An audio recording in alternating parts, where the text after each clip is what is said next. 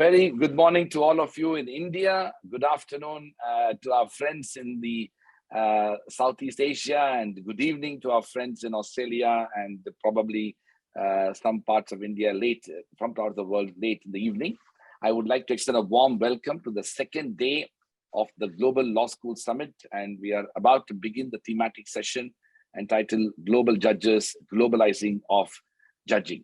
We have with us Honorable Ms. Justice Sabrina McKenna, Judge of the Supreme Court of Hawaii, United States of America, Honorable Mr. Justice Arjan K. Sikri, former Judge, Supreme Court of India, a distinguished international judge at the Singapore International Commercial Court, Honorable Mr. Justice Michael Wilson, Judge of the Supreme Court of Hawaii in the United States, and also Her Excellency Honorable Margaret Beazley, former President of the New South Wales Court of Appeal and currently serving as Governor of the state of New South Wales, Australia. As we know, globalization, as in every other domain, had its impact on judiciary as well.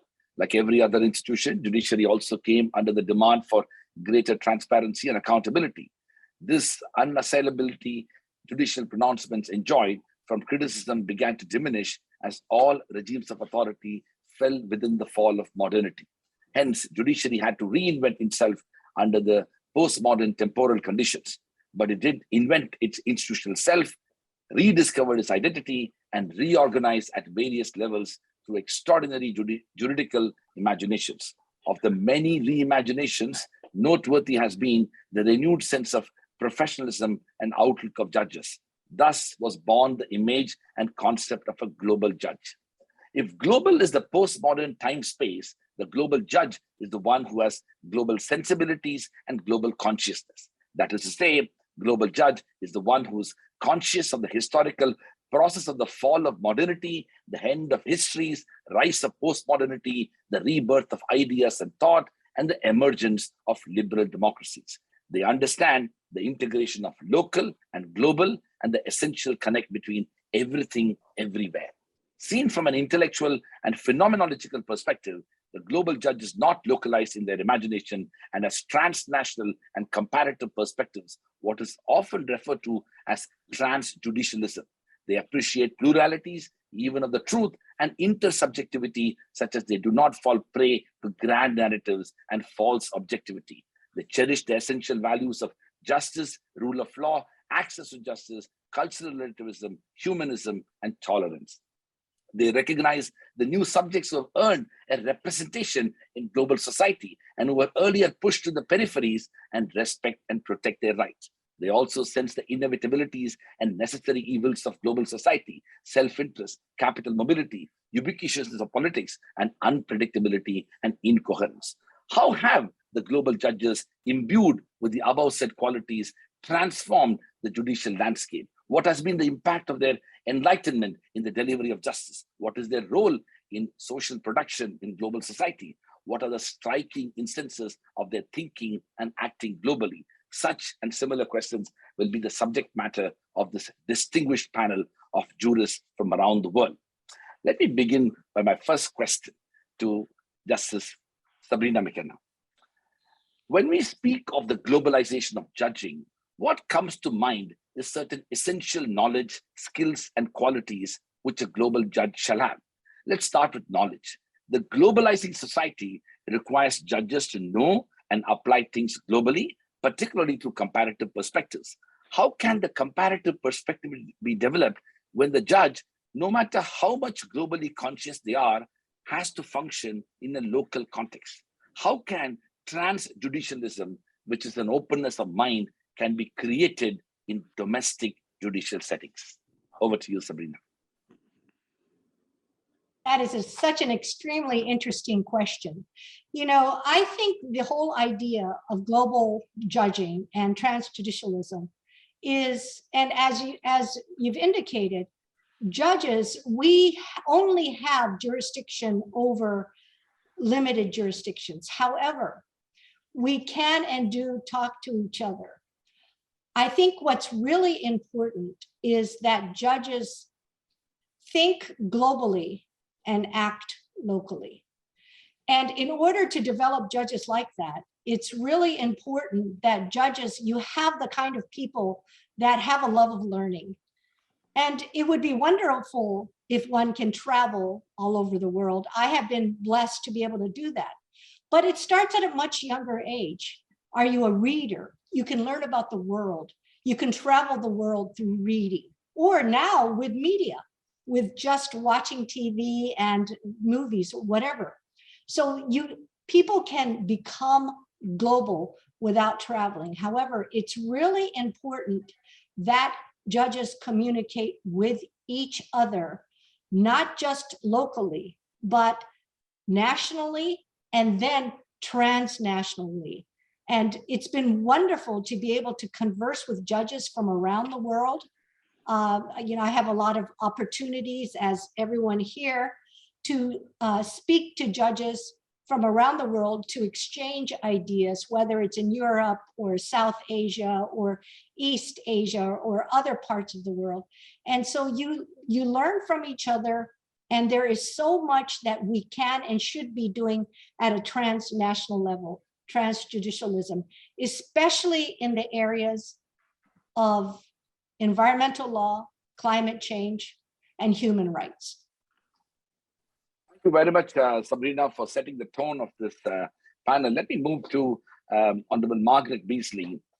Margaret, now, of course, I want you to reflect on the same question, but you may want to add that to what extent common law jurisdictions are equipped to kind of enable judges to be able to look at other jurisdictions, even when they are interpreting in domestic settings. Again, a very interesting question. And Sabrina, very interesting that you raised, for example, two things which in many ways I think are at the center of what we might be aiming towards. And that is that concept of think globally, act locally, and the means by which you might think globally, and that you threw in a particular area of environmental law, which is exactly one of the areas where I thought, and I think that, we have a global context. I would suggest that there really is no longer a true common law jurisdiction. We are a common law country, but increasingly we are regulated, governed by, have to apply statute law. Our administrative law, for example, is very much statutorily based, and indeed many areas in the environmental law field are regulatorily based, whether it be, for example, town planning, which is an environmental issue here in Australia anyway, whether it be energy law, whether it be now, as we're beginning to see, space law, whether it be the law of the sea. So we really are speaking in a hybrid world very much. It's almost the word of a couple of years ago, it was unprecedented. It was the word of the time. So I think these days it's hybrid. So I don't see that coming from a common law jurisdiction, one is sort of particularly hamstrung by the fact that there are sort of major part of the world is civilly based, a civil law based system. I think the concept of thinking globally was interesting, and how we do that. I do think that you can get that sort of base by very wide reading, and one would hope that we're all in that field and that's what we do. I must say, however, that some of the sort of more expansive experiences I had in terms of a global appreciation really came through conferences, and actually through the International Association of Women Judges. And they have a very interesting process, or very interesting construct, because at their international conferences, every topic is judging and, so it could be judging and the environment, judging and the aged, judging and human rights, judging and corruption, and the like. And by putting it in those terms, with judges from all over the world and judges at all levels of the court hierarchy and the court specialization system come together, and they express views and their understanding of what judging involves in respect of that particular topic. And I was once asked, called in at the last moment to chair a session on judging and the aging. And I thought I'd drawn the short straw. And I have to tell you that by then doing some research about some demographic research to start with, and then having the two panelists, being one from America and one from Uganda, and to put their, not only their legal knowledge forward, but their social understanding forward in both, that they had both from their judging experiences, from their cultural experiences, and from their family experiences. And I thought if there was one topic that really was an eye-opener into the way different jurisdictions react to a common problem, that was it. But you can pick any topic you like and you will find it being able to be discussed. I don't think it would be as a valuable experience. We talk about our experiential knowledge. I don't think it would be such a valuable experience if it were not pinned at the very beginning to the concept of judging. And to me, I thought that was a sort of amazing exposure. You have lots of conferences on cross-border issues, of course. Cross-border insolvency is a classic. So you can start bringing a lot of these in, and it doesn't come out of the International Association of Judges, women judges only. It really comes out of an International Association of Judges, and therefore of judging. Thank you very much, Margaret, for that. And I entirely share your perspective that to a large extent, some of these issues also depend upon the type of issues that you are adjudicating, and some of them end up becoming more amenable to that type of transnational, transjudicial conversations. Let me move to Justice Sikri. Sir, in the Indian context, I quite remarkably, particularly the Supreme Court, but also the High Courts, have rarely hesitated to draw upon other jurisdictions, not only in the fields of public law and human rights, which is quite natural, but also in other areas of law. Do you think there are peculiar and unique reasons why Indian judges are much more open to drawing upon other jurisprudence from different parts of the world? Again, I would say very interesting question when it comes to Indian context. As you have rightly mentioned, and if you see the judgments of Indian Supreme Court and various high courts also, not only on human rights issues, but other issues, maybe commercial issues also, and family issues, etc. I have seen and have myself done where we have relied upon the jurisprudence which has developed in other countries. And a good thing is that in India, the judges felt, and I've seen this trend right from 1950 onward itself, when the Supreme Court was established and our constitution came into force. If I may say, this is what is said about Indians and our philosophy is that we welcome light from wherever it comes. And that has been creeped into insofar as judiciary is concerned. But having said so, general remarks, let me tell you the specific reasons which I feel have led to this. And these reasons are not peculiar to India. They may have universal application when we are talking of this transjudicialism and the global judging.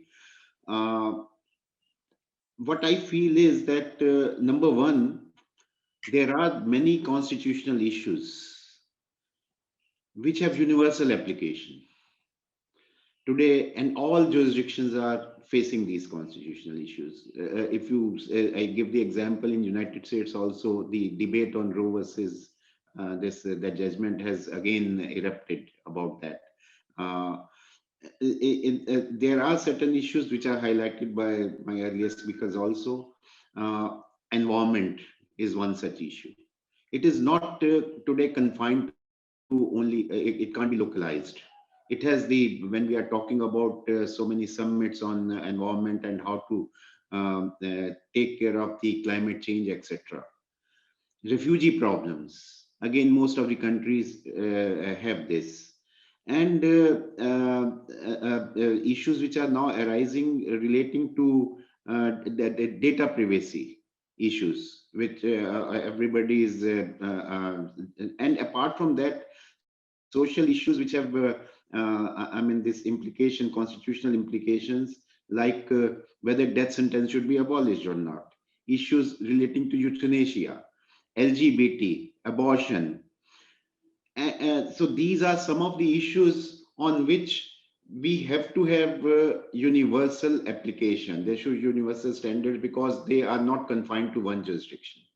So while deciding such issues, at least Indian judiciary has felt that we should have the experience of other countries also.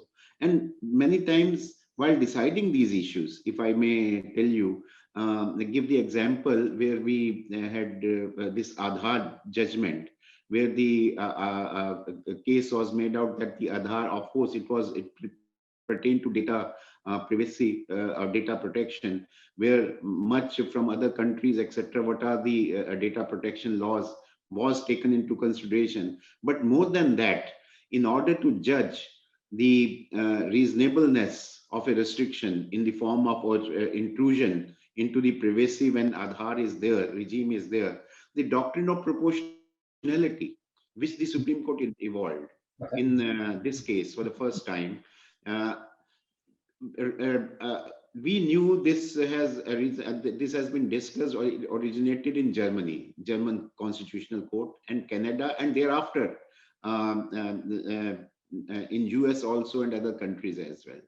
So, but yes, at the same time, after discussing in detail what is the position in Canada of proportionality, what is the position in Germany, and what could be the best, there were some differences, but what could be the best alternative insofar as India is concerned. But what I'm trying to say is that these are some of the aspects which necessitate banking upon the experience of other countries or other jurisdictions, because the very issues have universal application. That is one. Second, I would say globalization. When globalization has led to economic activities with increased economic integration, etc., which has led to convergence of laws. We know today UNCITRAL comes with model laws. Model law on arbitration is there. Model law on now mediation has come out, on which Singapore Convention has been signed. And there are along with that, third thing which comes is about the cross-border ramification of these they may be domestic issues. Take, for example, Amazon judgment, which that is arbitration which is going on in Singapore, and this emergency award which was given. The implementation of that emergency award, it came to India. So therefore, it has the ramification. It is something is decided where, as per the Singapore law, because that is the law applicable. But then when it comes to the enforcement of that, so on these many of these issues, it becomes necessary in any case. I give you a very interesting example. Many times on such issues which are emerging for the first time, say in India, and we don't have any precedent. And then we see what can be done. There was a film called Nishabd, which had come, and there was a challenge to that. Under the Trademark Act, somebody had said that I had already produced a film of this type. Of course, that was a film which was not, I mean, commercial, under the commercial cinema. But then that was filed, and I remember it came before me. There was no precedent in India on the copyright on a title. But I went to American law and I found hundreds of judgments on that. And as was said, common law countries, when we are common law countries and the value of precedent is there, of course, we will have to see in the context of our Indian law, that Indian Act and that provision. So whether, and we have to see draw the comparison that the judgment is given in the context of a statutory provision in that country, whether those statutory provisions are same or not. And if you must have seen that many times, and I give another example under the Contract Act, then under Section 73 of the Contract Act, damages, etc. So English law, although Indian Contract Act has been drawn from English contract and is an act of 1872, but what the Supreme Court found very early in times, in I think 60s only, some judgment was given that the entire regime of damages which can be awarded for breach of contract is different from England, and therefore we can't have. So therefore these are some, we have to have, but then these are some of the reasons because of which Indian Supreme Court, take the example, if I may say at the end, this Article 21. Now, Article 21, whether that nobody shall be deprived of his life and liberty except by the process of law, whether due process or not. There had been a debate from initially correcting, etc. It was decided that due process, which is in American Constitution, word due is not there. We should not. But ultimately, in Menka Gandhi, the court has held that no, we should read due process into that, because what I will say, that is by reading it, we are giving proper meaning to Article 21 for which it is meant. So therefore, these are some of the reasons because of which I would say that Indian Supreme Court and the High Courts have been more liberal. I've seen, and there is a debate of this nature in America. In many judges, they feel that no, we should not draw on the precedents of other countries. We are going to come back to that, sir. Just in fact, I know what you're saying. Justice Scalia's judgments, will come back to it shortly. Michael, Justice Michael Wilson, over to you. Michael, while we are discussing this, one of the things that has also led to a situation where we are talking about what Professor Anne-Marie Slaughter has described, what she talks about is a transnational judicial dialogue is happening in which courts are using comparative legal analysis. And she has described this, and I quote, a process of collective judicial deliberation on a set of common problems, unquote. Do you think that's where we are going? We are moving in the direction on some of these issues?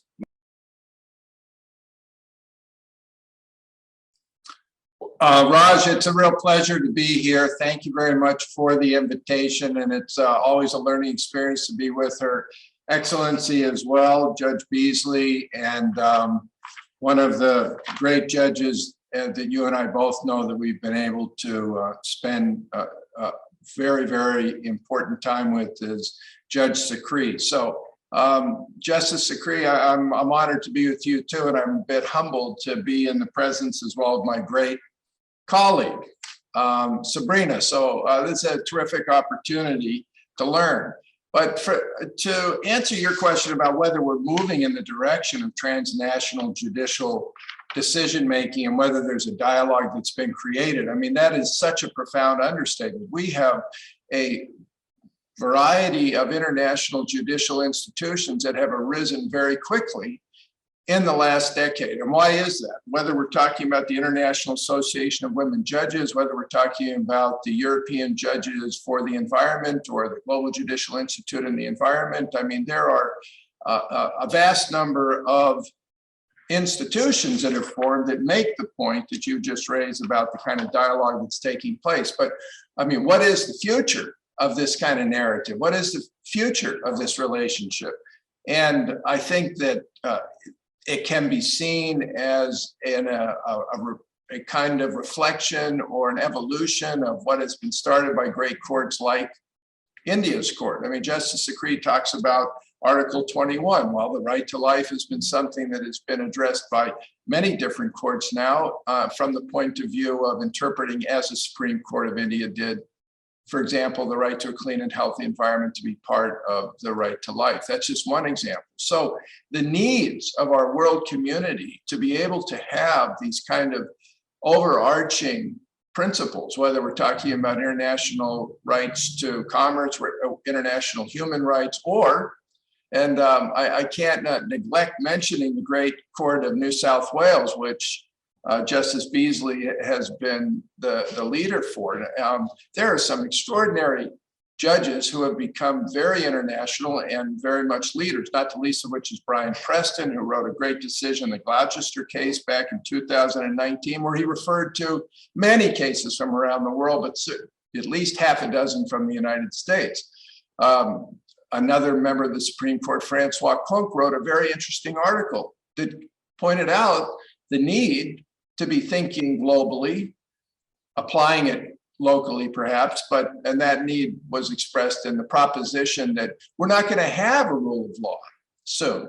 In 40 or 50 years, as he pointed out, when we get to the point where climate change has become severe enough and you have 160 million people leaving Bangladesh because of sea level rise, the rule of law is likely to start disappearing. So we need to think collectively. We need to gather together on some very, very powerful principles that are new principles, really. I mean, what are the principles that are applied under Urgenda? Urgenda just took over in many ways in terms of a principle saying that the citizens of the earth have a right to a stable climate capable of supporting human life that's being represented and supported by international documents such as the agreement in 2015. So I'll end my remarks there, but yes, it certainly is true, and it's an understatement that now we have this very powerful narrative dealing with transnational judicial dialogue. Thank you very much, Michael. It's a fascinating beginning to our session. For all those who are watching live on Facebook and YouTube, please send in your questions, and shortly at the end of the session, I'll be taking some of your questions. Sabrina, let me move to you again. Now, of course, we've seen a broad sort of endorsement and even welcoming the very idea of transnational judicial dialogue. And Michael seems to argue that it's even an understatement and there is so much happening. But at the same time, let me refer to you what Justice Anton Scalia, for a good part of his life, but also in his judgments, constantly referred to. Now, as we know, Justice Scalia devoted several portions of his judgment in Sosa v. Alvarez McCain, in which he talked about, he decried the idea of judicial and scholarly trend towards using evidence of foreign practice. And he said, and I quote, "The notion that a law of nations redefined to mean the consensus of states on any subject can be used by a private citizen to control a sovereign's treatment of its own citizens within its own territory is a 20th century invention of internationalist law professors and human rights advocates." And he further said, and I quote, "The framers would, I am confident, be appalled by the proposition that, for example, the American people's democratic adoption of the death penalty could be judicially nullified because of the disapproving views of foreigners," unquote. He goes on to say many other things as well. So my question to you is that these are not, necessarily minority voices. For all you know, these are the dominant voices around the world. They may use different perspectives and reasons, but Anton Scalia's views are among the more stronger views representing a certain type of judicial trend which looks within the jurisdiction and expects to look at it only within the jurisdiction. After all, you are interpreting a constitution or a legislation of a particular country. So how do we respond to it as internationalists, as those who believe in the transnational judicial decision-making process? Sabrina. Thank you. Yes, and as the point has been made, unfortunately, I believe it is my country, the United States of America, and specifically the highest court in our land, the United States Supreme Court, that does have some justices that have expressed the point of view of Justice Scalia. However, that has not been consistent. Justice Kennedy is well known for having cited to international decisions, meeting with other international judges. Justice Ginsburg, same thing. So there are, there are many opinions of Justice Scalia that I respect. Some of his opinions I respect. This is one area in which I have to express strong disagreement with him. And I'm hopeful, I really do think that, as you know, in the United States, 40 years ago, when I became a lawyer, it was very, very difficult to research judgments, opinions from other countries or other jurisdictions, even other states. Now, with right on my computer, I can read opinions from around the world.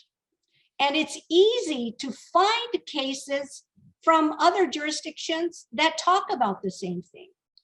And so I do think that there's more and more dialogue happening.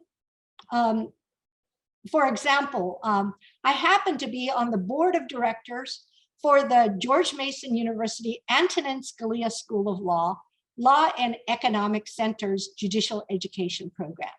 And for the first time in Hawaii, next month, we will be having a conference of United States State Supreme Court justices, where we will exchange ideas and of differing points of view. So this is a way in which we are starting to convene more. You know, as Governor Beazley has said, I think I have learned the most by going to conferences with other judges and going to international conferences. I think some of the issues that we deal with nationally and internationally, let's talk about COVID pandemic. These issues require international solutions. We are learning in the United States that our focus on vaccinating Americans only and not getting vaccinations out to the rest of the world in this global world, we'll never get a control over COVID unless we act globally. And I'm hoping that that's the kind of awareness that is arising within the United States. I think with Zoom, before COVID, we didn't do this. We didn't do these Zoom conferences. We are now having international Zoom conferences regularly. We're exchanging ideas. We're learning from each other. Judges are, just as lawyers, everyone, business people. So I believe that we are now in the 21st century, and even if Justice Scalia didn't thought it was a 20th century idea, in the 21st century, we are a global economy, as Justice Sikri has said. We are a global world when it comes to health. We have global climate change issues. You know, just today I was reading the Navtej Singh Johar versus Union of the Section 377 case of the India Supreme Court, and Chief Justice Mishra and Justice Chandrachud cited to so many foreign decisions, United States and other countries. And our Supreme Court has done it several times. I'm hoping that we will start looking more toward the international center. And if you don't mind, because process or due process or life, liberty, and property, it's not an American concept. Where did that come from in the Declaration? John Locke, but where did John Locke get it? This is an ancient concept that comes from Rome, from Greece, throughout the nations. These are universal concepts. So as you said, you know, Professor Anne-Marie Slaughter is a leader on the transjudicialism movement, and she just wrote a book called Renewal. She talks about how important it is to look back and look forward. And that's what transjudicialism is. We are looking back and we are looking forward.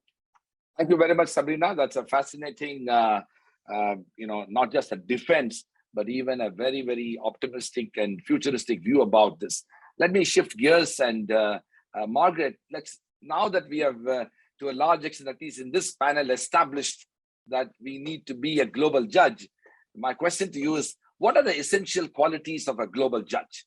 A global judge has the situational awareness about global society, that they respect the global values of pluralism, right to representation, rule of law, access to justice, faith in civil liberties, and treatment of everyone with dignity and respect. So thus, value richness being one quality. What are the other qualities of a global judge which depart from, let's say, conventional understanding of judicial qualities? Or Are there ways by which one can evolve and to become a global judge from the time one was a lawyer, or even the time when one was a judge before, to be able to then evolve into being more sensitive about the transnational judicial conversations that is taking place? Margaret. Margaret, you need to unmute yourself. Right now. One of my better tricks on one of these international conferences was for the battery to run out on my mouse, but not today. Look, you raise very, very interesting questions. Are we really talking about different qualities, or are we talking about a base assumption? You've mentioned a number of qualities of a judge, which are very much, I think, attached to, I suppose, the jurisprudential nature of the law. What is it that law is intended to serve, and who is the law intended to serve, and how should it serve the law? So you've mentioned rule of law, you've mentioned access to justice, for example. There's only two matters. In many ways, I think if we are really going to have a transnational judiciary, you are talking about a knowledge base. You see, the other, for us in any event here in the common law world, the other essential attribute of a judge is independence, judicial independence.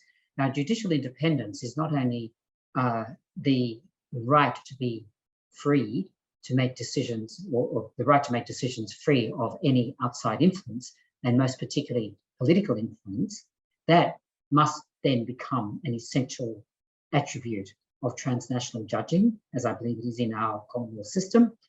But you also have to have an ability to know the law elsewhere. And I think this has been covered in various ways in the comments that have already been made.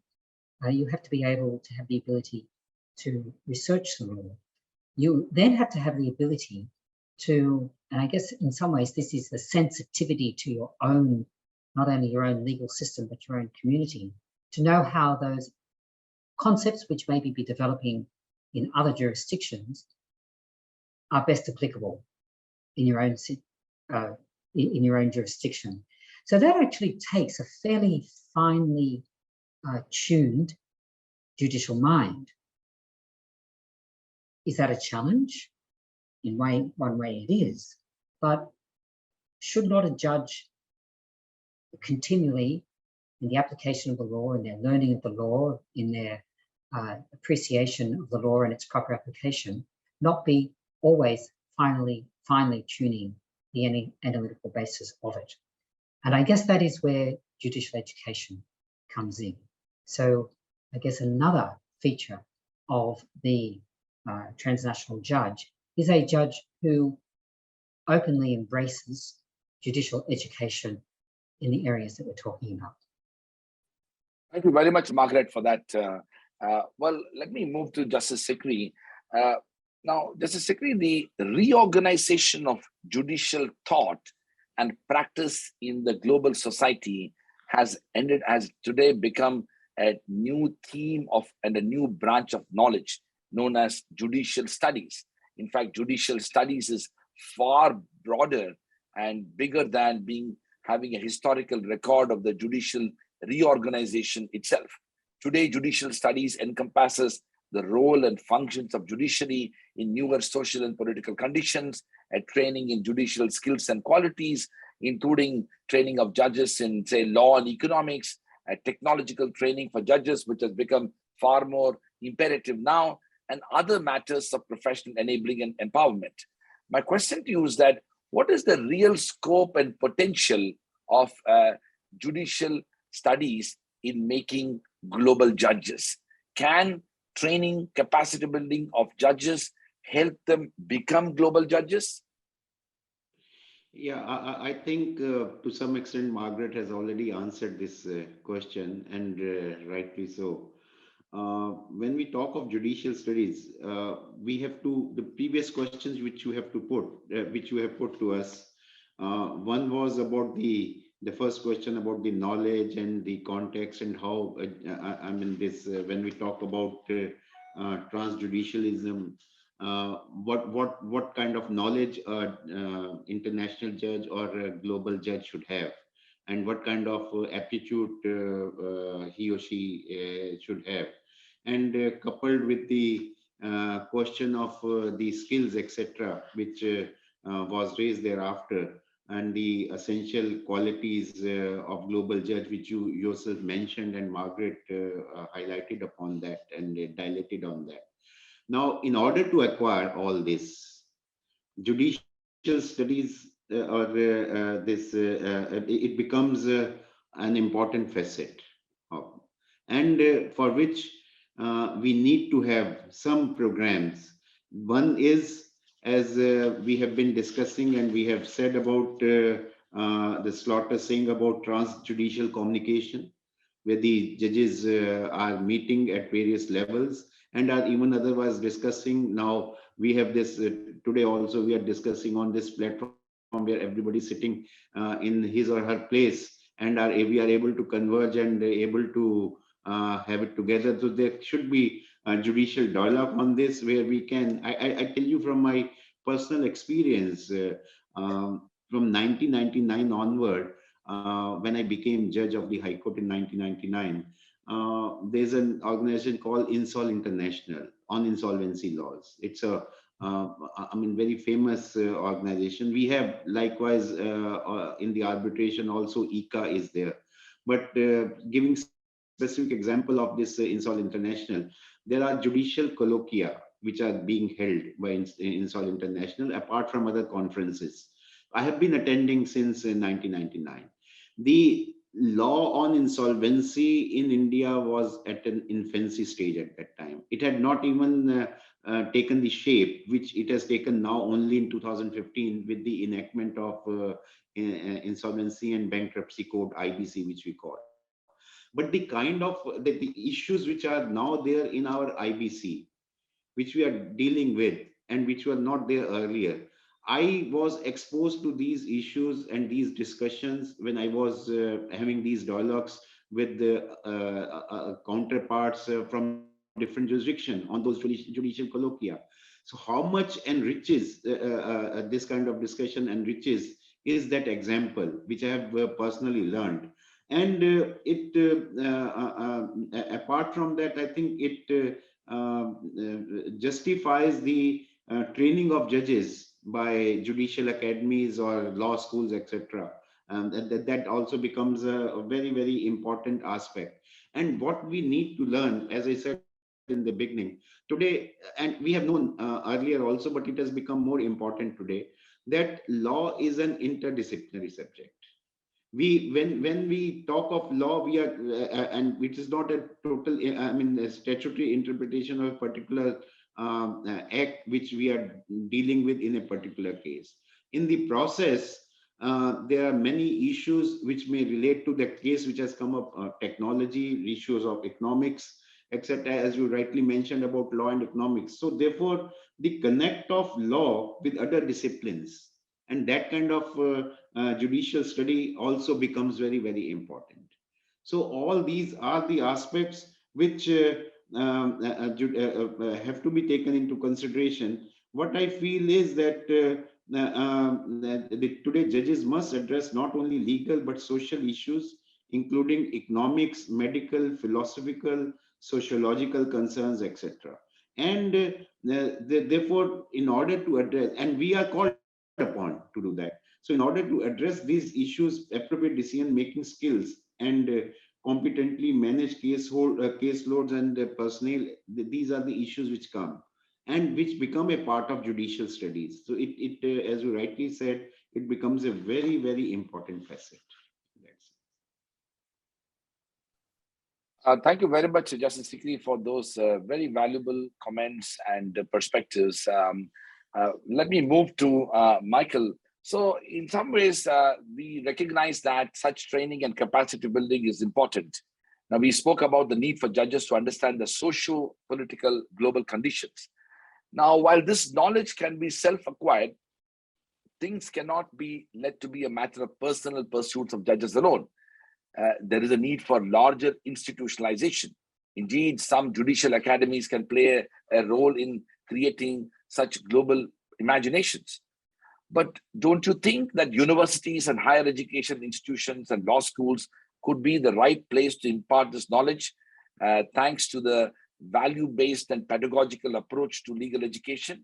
If so, what are the ways to impart judicial education in a global way to the judges through law schools and higher education institutions? In fact, what I'm keen to hear from you is, what are your views on universities becoming sites of judicial education? Michael. Thank you, Raj. Well, I've had the introduction to judicial education through higher education in India with the institution that you developed and that has become so prominent in India. So it's been very fascinating to see the interaction between Jindal Global University and Jindal Global Law School and the judiciary. So I'd cite that as sort of an example of what can happen, but it's a complicated formula. It's not easy. In Hawaii, we have an interaction with our law school that doesn't include judicial education to any great extent. And the development of judicial education through institutions of higher learning, I think, is something that is appropriate, and to some extent, it might be inevitable when it comes to some issues in an individual community that are of great consequence. Now, in Hawaii, because of many reasons that I think this audience understands, Hawaii has some very pressing environmental problems. And as a result, our community required that we have an environmental court. And because we have some great leaders at the law school on that issue, it evolved into a training curriculum that was designed in large part by one of our great professors at the University of Hawaii Law School, who's a very close colleague of Sabrina and myself. Well, that's a good example, a very direct example of an institute of higher learning helping judges. But it also makes the point how difficult it potentially can be, because judges are very sensitive to the idea that they need to learn something oftentimes. The idea that somebody's going to teach them, or they're supposed to go into training. I mean, it's just a reality. And sort of personalities that judges are sort of confident in themselves. So an opportunity to learn is much more accessible and I think agreeable to judges if there are other judges around. You don't want to be taught by, for example, a team of professors of the law if you're a judge about what you should do necessarily. Now, there are exceptions to that, but it gets me, I guess, to the end of my point, which is that the relationship between the academic community and the courts make a big difference to overcome this natural hesitation of judges to be taught by those outside of the judiciary. And the Supreme Court of India has been an example of an institution that has great, I guess you could say, intellectual sense of humility and confidence, so that there is this great interaction. And it certainly happens with the Global Judicial, with Jindal Law School. I mean, I personally, much of the work that I'm able to do with an international perspective is a result of Justice Sikri, of Justice Swatantra Kumar, of Justice Chandrachud. I mean, but it's a result of your relationship and respect with the court. So unfortunately, I think this is a difficult task, and it depends a lot on the leadership of the academic community and the credibility that the academic community has with the judiciary. May I add something here? Yes, please. Thank you, Michael. And over to Justice Sikri, please. But it's a very important and I would say very interesting question as well at the same time. And I'm telling you the Indian experience, where I think what some of the apprehensions which Michael has expressed, we can think of a hybrid system here, where we take the help of universities, and particularly in when you talk of judicial studies, we have just not talked about it. And we have done so. We have in India, we have National Judicial Academy at national level, and we have state judicial academies. Interestingly, till recently, National Judicial Academy was headed by a director who was from academia. Initially, Professor Menon, then Professor Mohan Gopal, then Professor Balram Gupta also thereafter. And in between that, Professor who was again from Delhi University, he was taken, I've forgotten his name. Anyway, so initially for many, many years, of course, at present, the director is a retired High Court judge, but these have been, number one. This is the experience of our Delhi Judicial Academy as well. Number two, I have seen in National Judicial Academy, when they have recruited other persons that who prepare the synopsis or the material, etc. Most of them are professors. Either they are taken, they are recruited as such from the teaching community, or they are on deputation there at the National Judicial Academy. So what I'm trying to say is the role of universities cannot be undermined when it comes to, because they are the source of knowledge. And as Michael has rightly mentioned about O.P. Jindal University, in fact, when we are talking of global judging, you're the example, your university is the, a perfect example of global education, where you are having teaching community from all over the world. You are having the syllabi from all over the world, which whatever is good in other countries and why it should not be here. So therefore, when we talk of judicial studies, particularly in the context of global judging, and we want to train the judges who can have a global perception while deciding the cases, and from that angle, I think universities can play an important role. At the same time, there are some of the misgivings about it. So therefore, hybrid system where we take the help, like the Judicial Academy, which is set up by the courts, where the judges also go, where the advocates who are experts in the field, because they have the practical experience, and which is very much required.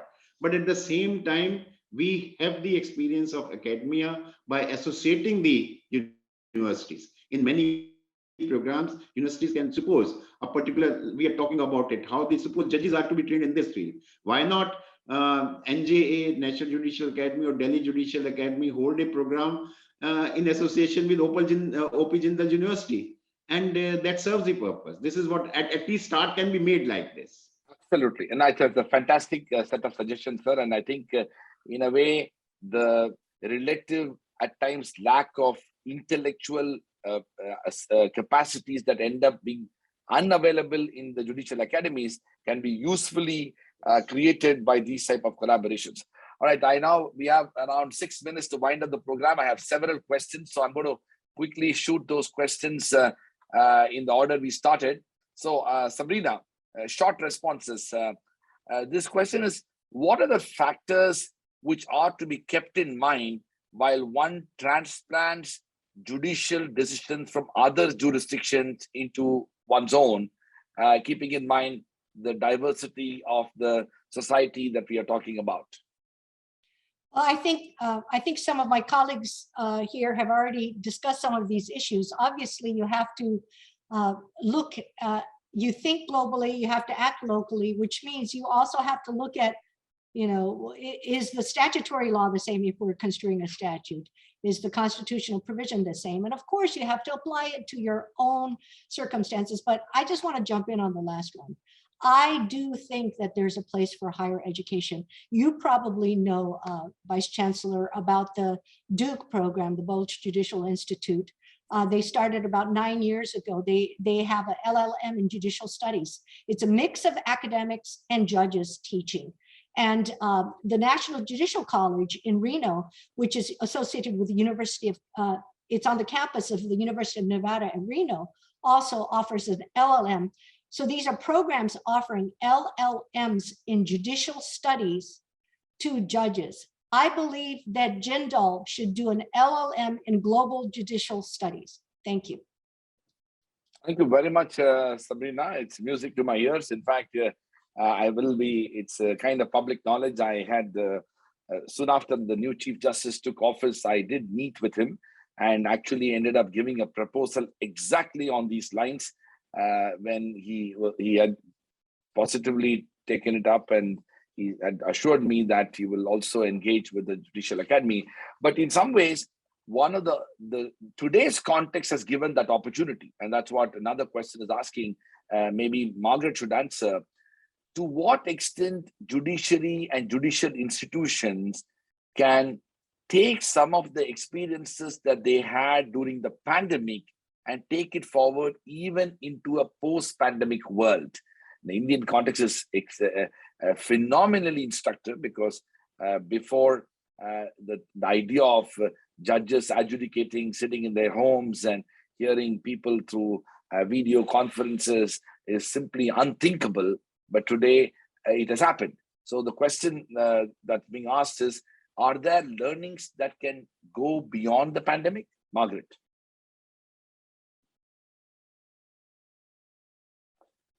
You can unmute yourself, Margaret.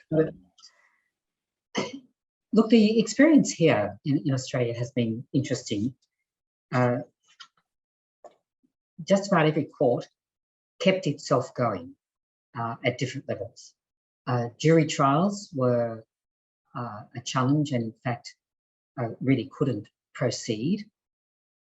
But most other types of matters could proceed from the highest court at the appellate level down to what we call the local court level.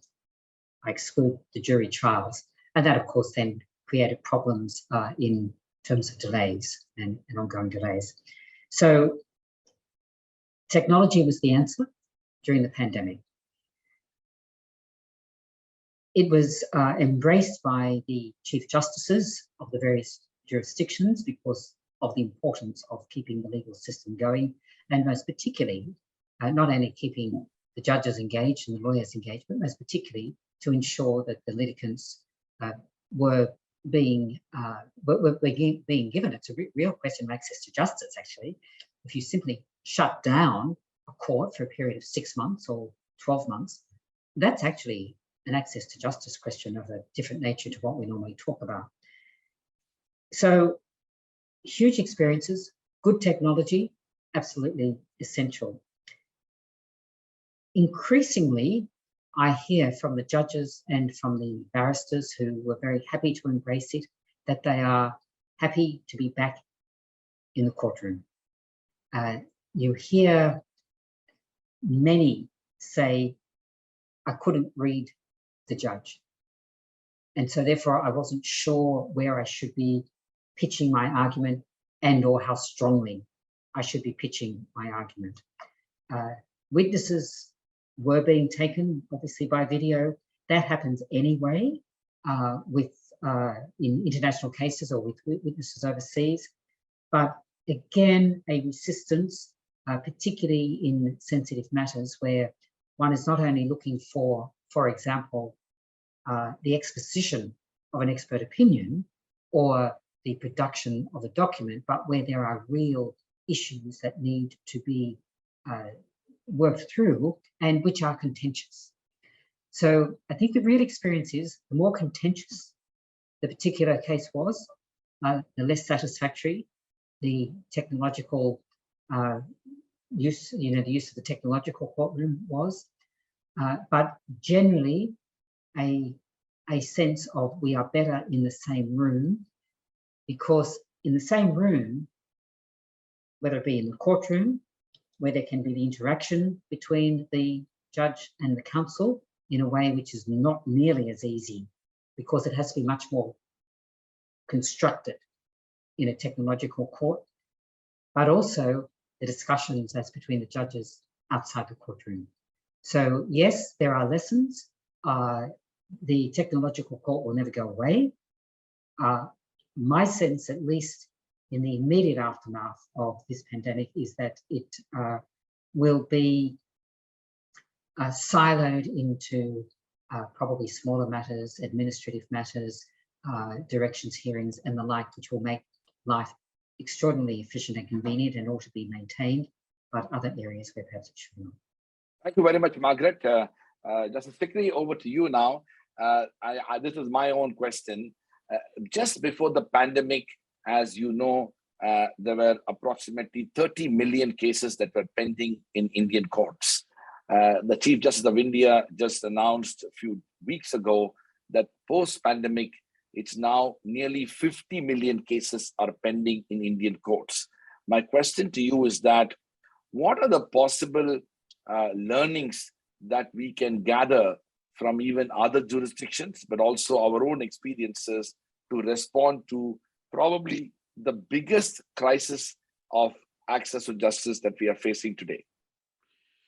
You see, what I feel is here ADR, alternate dispute resolution mechanism, would play a very, very significant role. It has to play.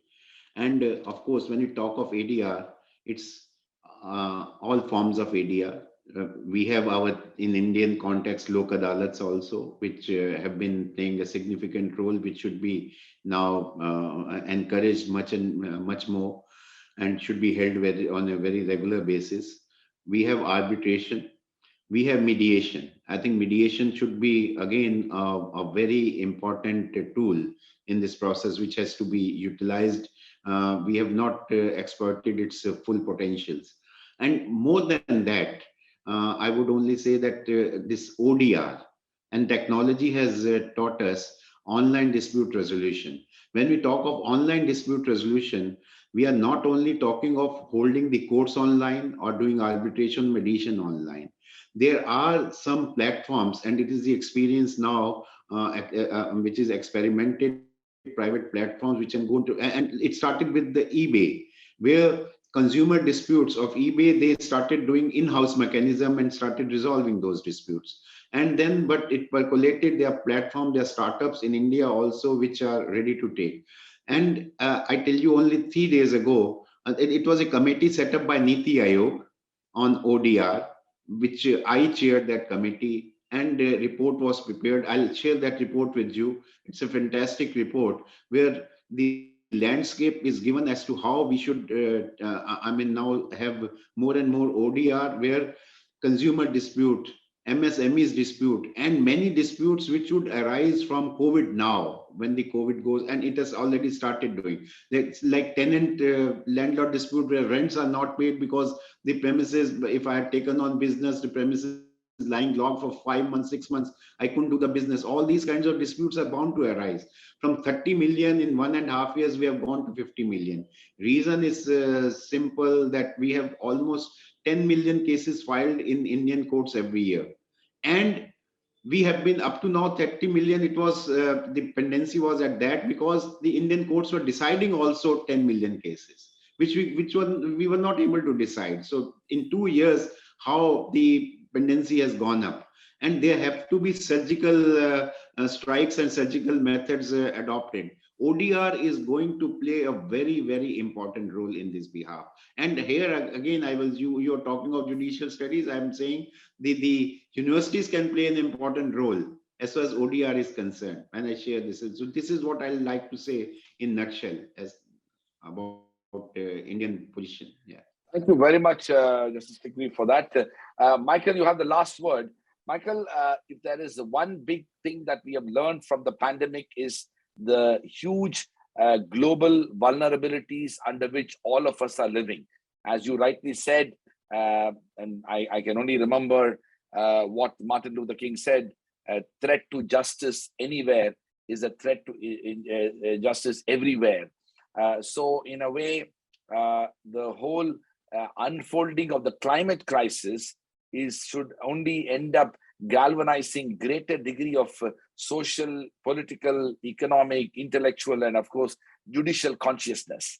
What do you think the law schools and law students and law professors can do to join hands with judiciaries to advance the cause of justice in a world that is going to become far more uncertain in the future.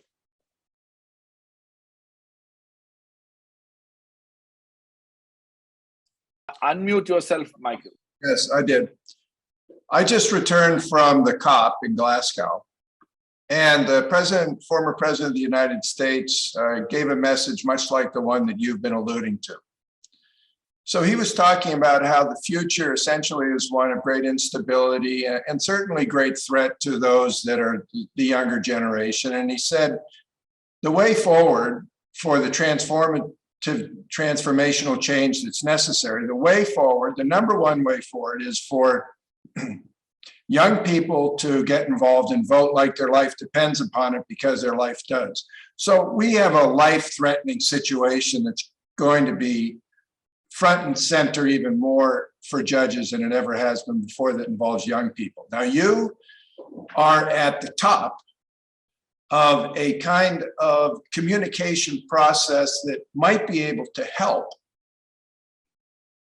the judiciary and its relationship with future generations. I mean, you raised the possibility that young law professors and the students that they teach are going to be able to organize in a way that penetrates the decision-making of us. You know, we're talking about middle-aged, older people, many of them disconnected from the reality that young people are facing throughout the world, that poor people are facing throughout the world, and the hundreds of millions of refugees are going to be facing as they move. So the idea that the academic community and the young people that are part of its team, part of its responsibility, could ignite the awareness that social justice is an issue as it has never been before, will empower and encourage judges who generally are very conservative, who generally are not innovative, who generally are not on the forefront of social change. And you'll encourage those judges that have courage, like the Supreme Court of India has demonstrated so often. And that is so essential, that somehow the men and women that are judges now of this culture that was not really a culture in sync with or familiar with what's happening with the planet and young people, that culture will respond. So I agree. It's possible that the academic community, combined with the extraordinarily talented young people it has, will be able to move forward social justice by bringing cases and by meeting with and by social activism that alerts the judiciary of the world that, you know, it's not just transnational commercialism. It's not just transnational decisions about how we're going to deal with profit making, not just transnational issues that have to deal with insolvency.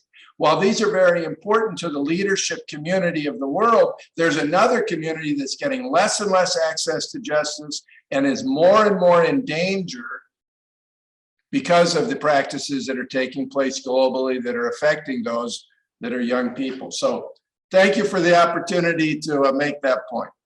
Thank you very much, Justice Michael Wilson, Justice Sabrina McKenna, Justice Arjan Sikri, and Honorable